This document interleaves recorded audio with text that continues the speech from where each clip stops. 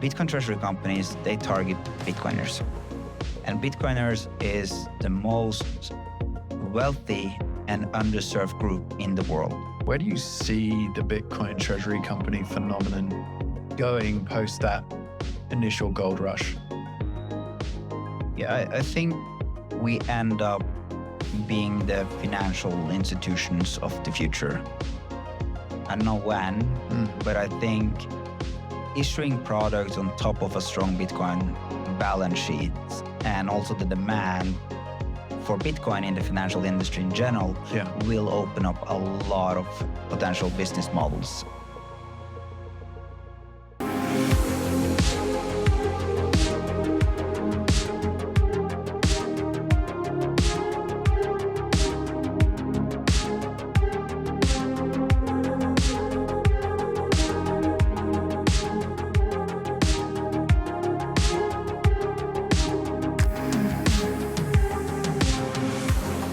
Welcome to part 2 in the new sub-series on Bitcoin treasury companies, or BTCTCs. Today, I'm pleased to introduce the CEO with the most aggressive capital raising strategy to date.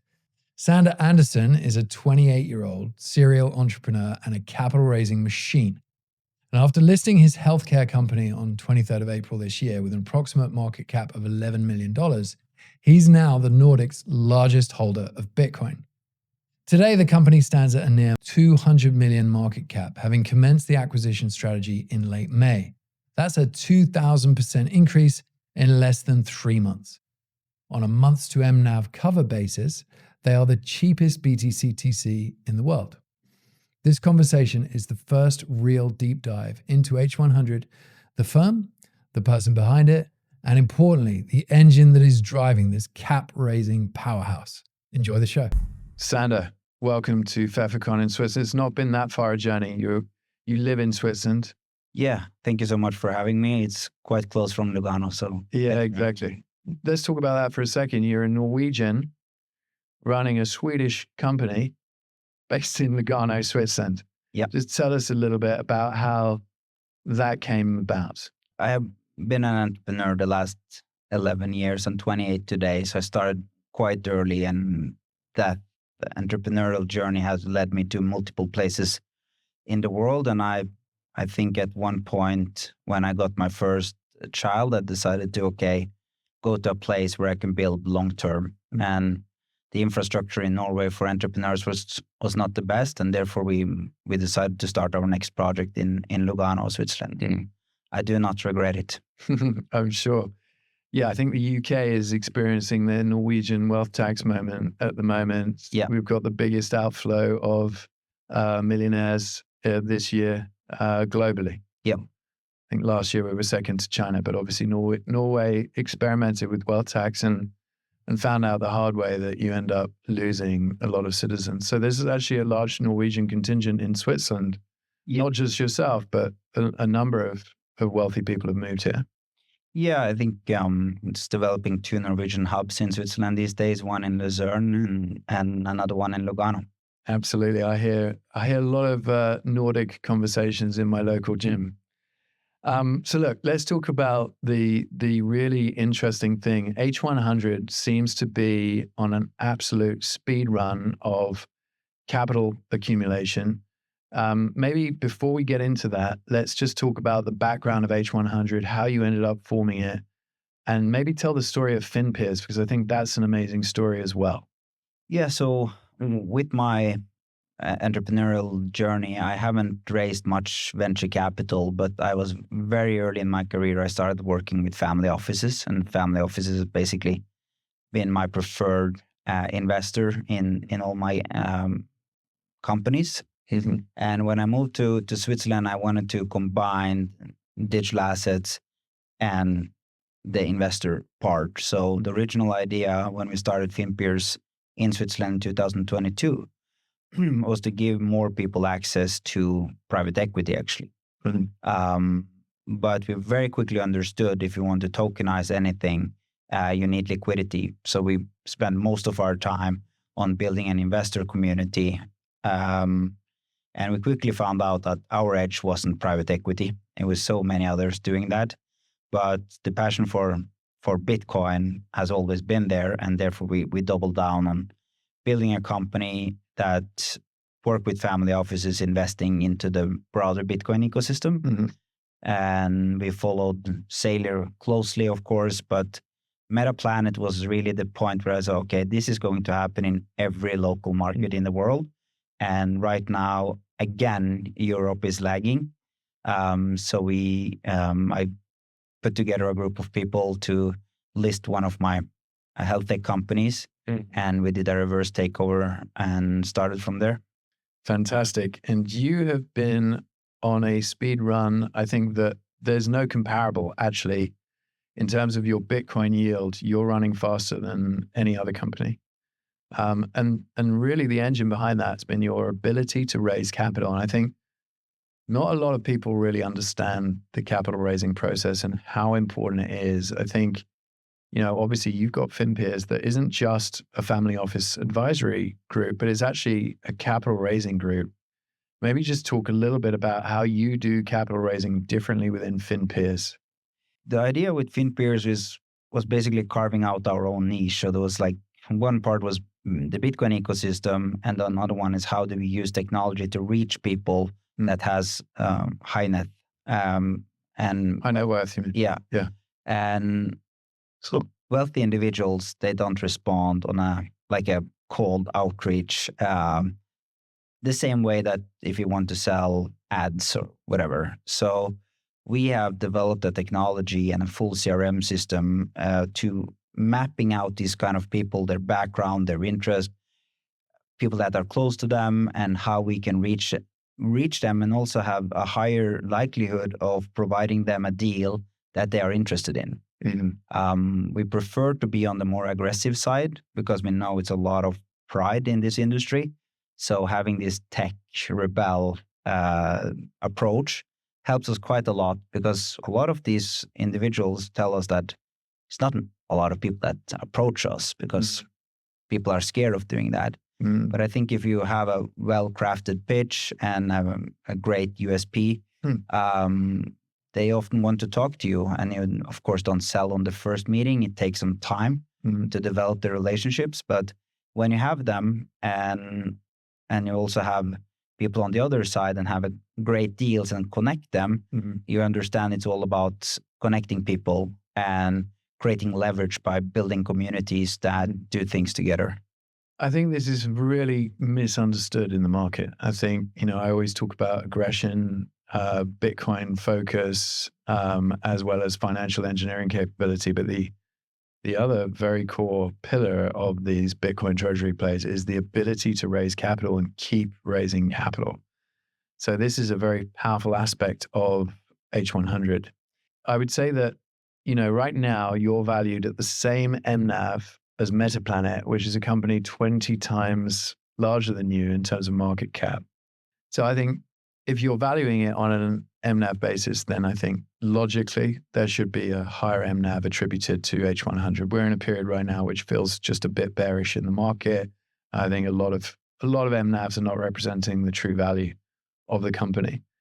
But I would say that one of the true value aspects of H100 is that capital raising ability and the continuation of that capital raising ability.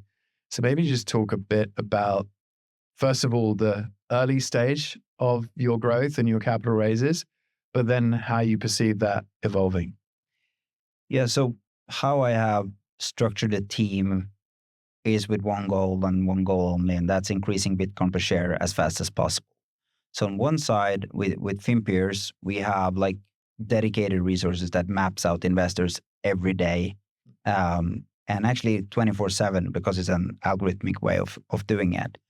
And my COO is at H100 is M&A lawyer, previous M&A lawyer. So we can do most of the documents and process in-house. We just need to check with the legal, which makes us very, very quick, and we can do deals after the markets and also over the weekend, which has been our thing. We do the VWAP for the closing price on Friday, and we close it and announce it on Monday, which we have done a couple of weeks now. And on top of that, now we have hired Brian, which is our new head of Bitcoin strategy, which will be the communication part, which is Brian Brookshire. Yeah. Do you want to maybe just give a quick overview of Brian's background? And so Brian is, I think, one of the bigger profiles in our industry. He has followed strategy since more or less the beginning, and an incredible voice in the industry, and has the ability to go deep and also help us communicate our Bitcoin strategy in a better way. And yeah, I think he's a very, very great guy to have on our team. And I think from a communication perspective, both like publicly on X, but also investor presentation, how we are able to reach institutional capital, which is the next phase of our growth. He's bringing a lot of valuable knowledge that we will capitalize on. That's great. So maybe just talk about that a little bit, the evolution, the next steps of the capital raising. As you say, you kind of done this early phase, which has been super fast, super aggressive. Yeah. How's it looking for the next phase? So currently we hold around 763 Bitcoin, around 9 Bitcoin we buy a day. We, of course, want to increase that significantly. Right now we have done a lot of, I would say, family office, high net worth raising.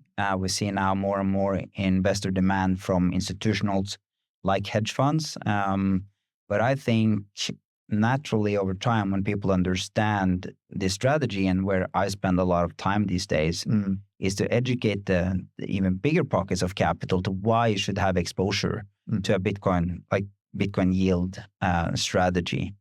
And we now trying to accelerate that with multiple products. We have done convertibles, and which we might talk about more later, but convertibles and equity. We are now doing tokenized convertibles, but we hopefully will see more liquidity in the stock that opens up more opportunities to raising capital quicker.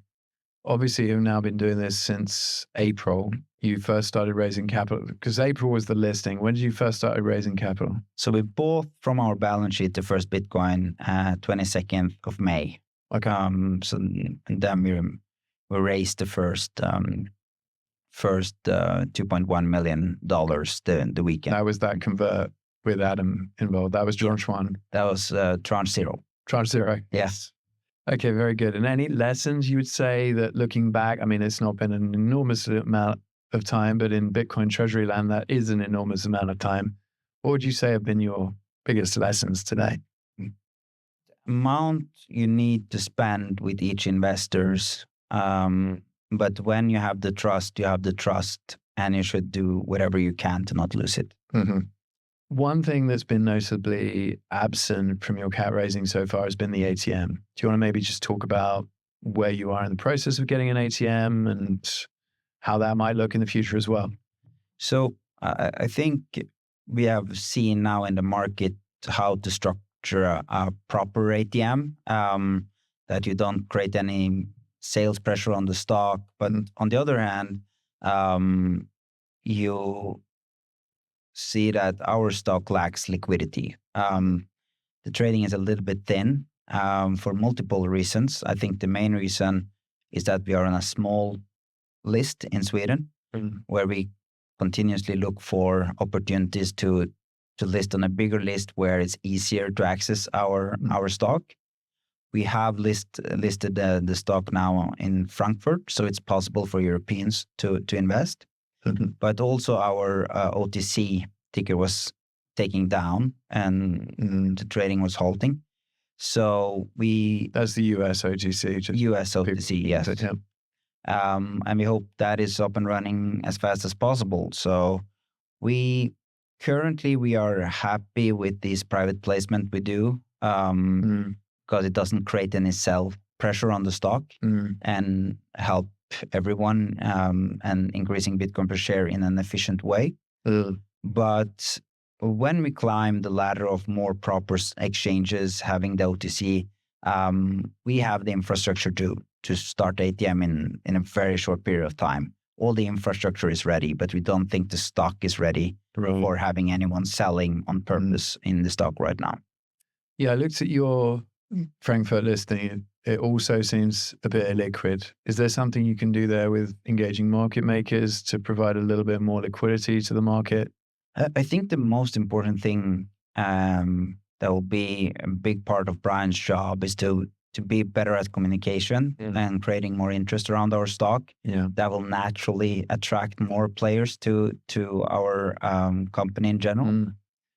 That being said, we is now included in the Morgan Stanley Microcap Index from 26th of Congrats, August. by the way. That's great. Thanks. And I think these are, of course, automated algorithmic ways of being including into an index like that. But it proves that what we are doing is something that broader financial markets want to participate in, or at least is forced to participate in, which I think will have this rocket effects that when one starts to approve, multiple other participants will join. Yeah. And I think we are in the phase 0.5 there. But I'm quite optimistic on the liquidity for the rest of this year. Do you know how big the implicit flows from that index are? Do you have any idea of what that could mean for the stock? So we don't want to go out with the exact numbers, but we think it will be significant compared to what we have today. Okay. Yeah, I just go back to that ATM comment. And I think, again, people don't really understand the difference between the ATM and block placements. And I would say the ability that you've shown to raise block placements versus the ATM, which is much easier to execute, obviously, when you have a more liquid stock, I think, again, really amplifies how strong you've been at capital raising. You said something to me this morning, which I thought was very interesting. As the stock goes lower, you have huge demand coming in from block buyers who want to participate, who you're actually now saying no to. Yeah, so we saw that the stock trading down for a couple of weeks, and the investor demand was just higher and higher every week. And we decided to, let the stock rest. But we have some incredible owners like you, Adam Back, and a few others that are here for the long term. They truly understand the Bitcoin per share game. And they want to see Bitcoin gains and not necessarily fiat gains, which is what we have looked for.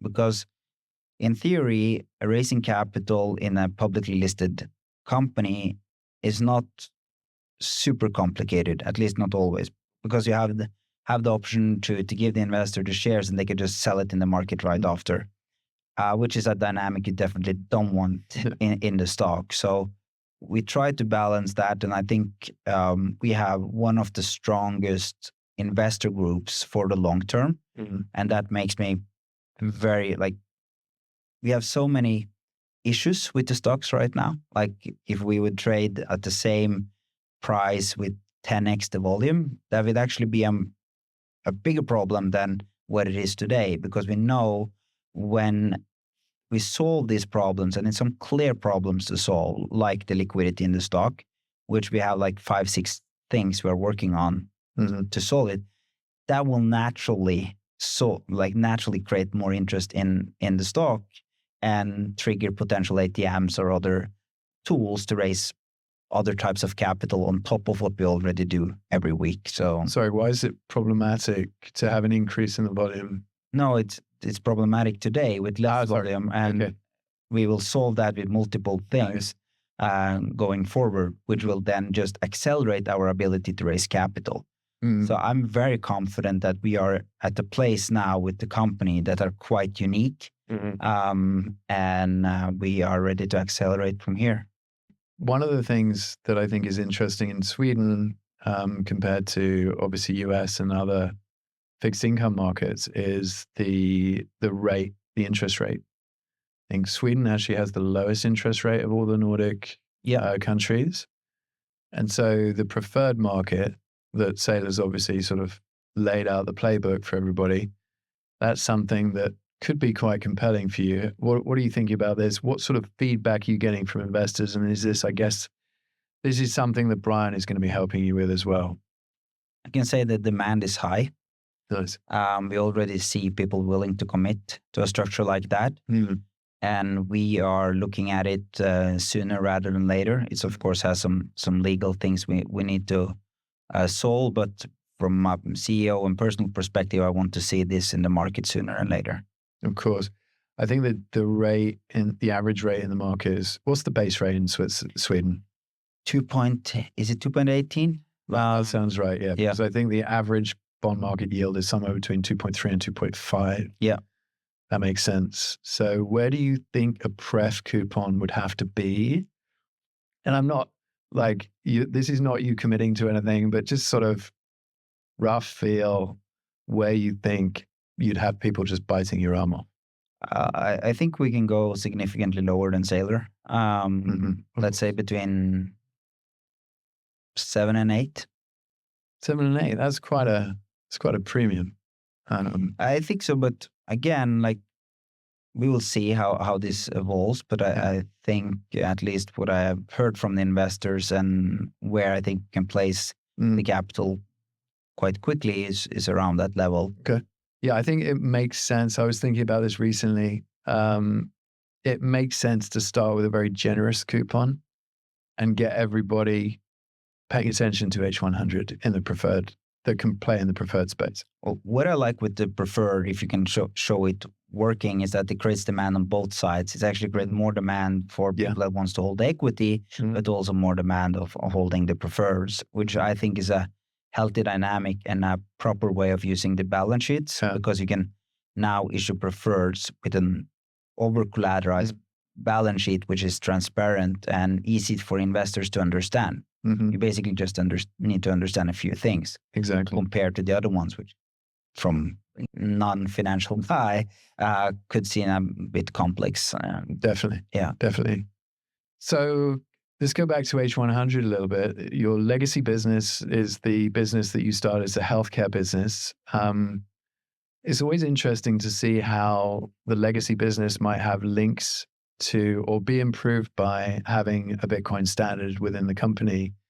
Do you see any immediate links and benefits to your longevity business? Obviously, if you're thinking about longevity, you're thinking about living for a long time and making sure that you've got the hardest asset. But any clear links between the business itself?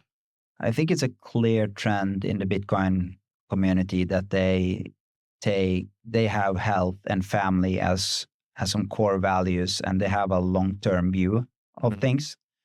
And we don't see the same consumerism trend in the Bitcoin community as we've seen in, for example, the Ethereum community or the meme coin guys.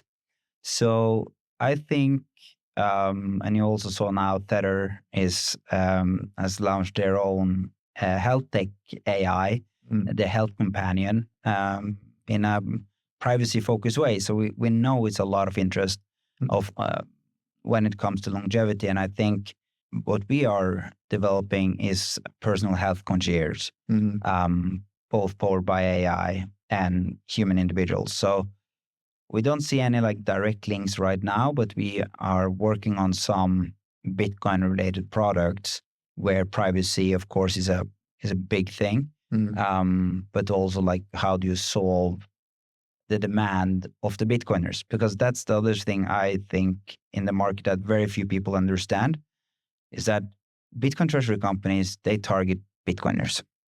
And Bitcoiners is the most wealthy and underserved group in the world. That's like a personal opinion. They need products and very few people understand what they need. And we think H100 can be there to solve some of their health needs in the future. That being said, we have a separate team working on the health part and a separate team working on the Bitcoin side of things. So it's two separate business lines within the company. And is H100, the health side of the business, is that profitable? So it has black numbers, so it doesn't impact anything. Okay, nice. So you're almost getting a little bit of yield from that business as well in Bitcoin. Yeah, so the profit will then be generated, be reinvested into Bitcoin. Nice. We're thinking about long term, and you mentioned obviously Bitcoiners generally have a longer term mindset than their fiat cousins or stepchildren, let's say. Yeah.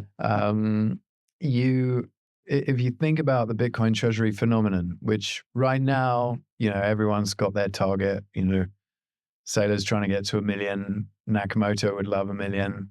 I think you've got the Capital B Group who have highlighted they want 210,000 Bitcoin, as do Metaplanet. Obviously, this can only go on for so long, and then you get a maturation of the industry once that sort of gold rush is over, and you get more stable prices for Bitcoin. Where do you see the Bitcoin Treasury company phenomenon going post that initial gold rush? Yeah, I think we end up being the financial institutions of the future. I don't know when, but I think issuing products on top of a strong Bitcoin balance sheet and also the demand for Bitcoin in the financial industry in general will open up a lot of potential business models. And I think it was Ives from Tobon that said it multiple times that in the early 1600s, it's a group of private individuals raising capital to buy gold. And that's Bank of England today. I think people underestimate the demand for Bitcoin, especially when my kids grow up. What do they want to buy? What do they want to own? And what's their social status then? I think Bitcoin will be a huge part of it. And building products for the Bitcoiners and on top of Bitcoin, I think will basically create the new financial system. Yeah, I completely agree. I think, a lot of traditional finance have failed to understand this Bitcoin Treasury phenomenon because they're like, how is it different to an ETF? They've missed, obviously, the financial engineering that goes alongside of it, but they've also missed what the future looks like, building a company on a base of pristine collateral. I think, to your point, financial services is going to be where it's at. Big question is, will we get fractionalized reserves on Bitcoin? Yeah, I think that would be a mistake, obviously. And well, I don't know. What do you think?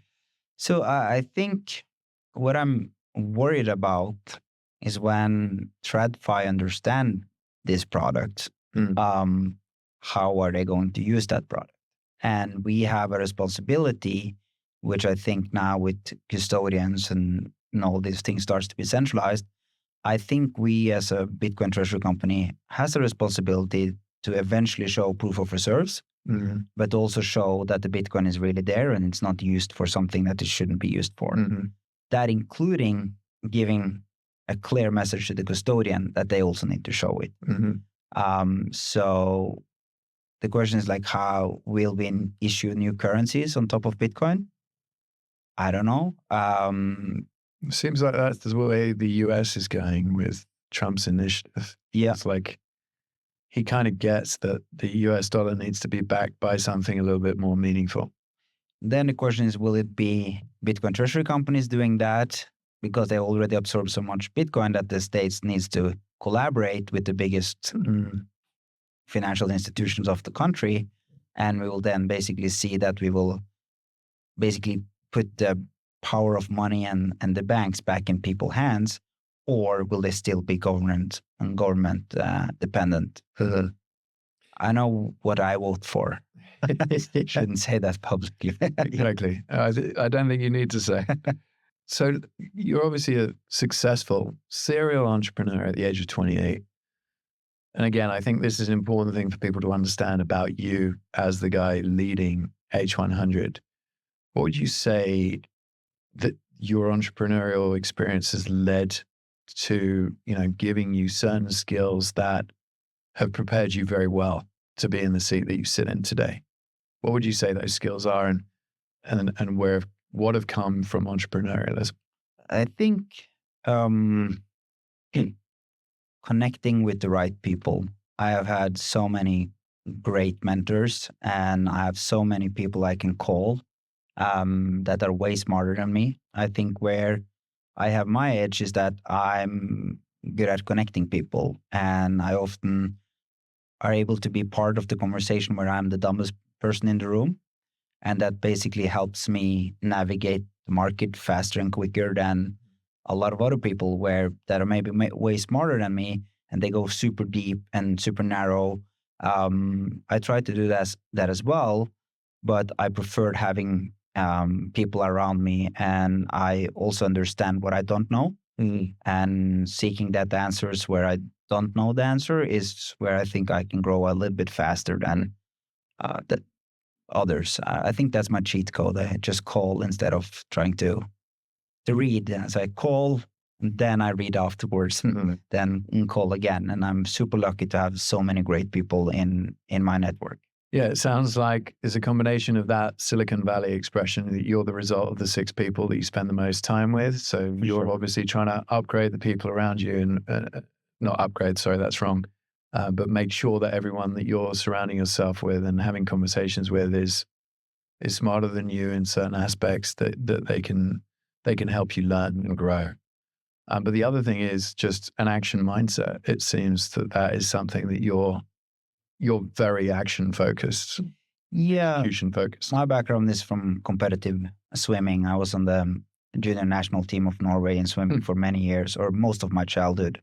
Ended up being the Nordic junior champion before I started my entrepreneurial path. So the winning mindset is something first of all, I love the game. I'm not here for the results, which I think is very different. And that's also like something I look for in my people as well. Like, are you in it for the game? Do you like to play the game, or do you like to get the results? And one of my coaches told me, like, the minute after I won the Nordic championship, he told me, like, okay, now we have 5 minutes to celebrate, and then we go back to work. Now, this is the most important thing. Yeah. Celebrate once, and then you're back to work. Yeah. The dangerous thing is that if you start celebrating 2 days in a row, you never know how to stop. Yeah. So go back to work as fast as possible and do it for yourself. Win in silence. I love that. Win in silence. That's brilliant. I think we always like to round out the podcast with 2 things. One is sort of what advice would you give to young people growing up today, looking to start their careers? You've obviously had an amazing start to your career as an entrepreneur. What would be sort of guidance that you'd pass to an 18, 19-year-old today? Ask for help. Spend some time trying to structuring questions that are interesting to answer. Because I find successful people in general, they are passionate about the problem. And they're more than happy to help you solve a problem because that's what they are into. But if you ask them for money or trying to take the resources which they have worked very hard for, they normally don't respond. But if you have a well-crafted question, like, I'm trying to solve this problem, or I have this challenge, can you help me? I have very rarely in my career met people that say no. Yeah. And of course, ask more than once, because I think if you ask a question, you have the right to an answer in one way or another. Fuck off is one of them. So I think you should prepare for no's and ask for help. Very nice. Good advice. Final question. How do you allocate your capital today? Talk about the breakdown of where you're allocating capital across the board. Personally, you mean? Yeah. Bitcoin only. About H100, I'm sure you have some stock. Yeah, I have. Do you own any of the other Bitcoin treasury companies at this point? I do. So I'm 100% invested into Bitcoin or Bitcoin related strategies. Very good. Sander, always great to chat. Very succinct. I think we got through more questions than I've ever got through in a podcast, which is great. So hopefully, I think this has helped people really get to understand you and your strategy. But keep up the great work and keep winning. Thank you for having me. Thank you so much. Cheers.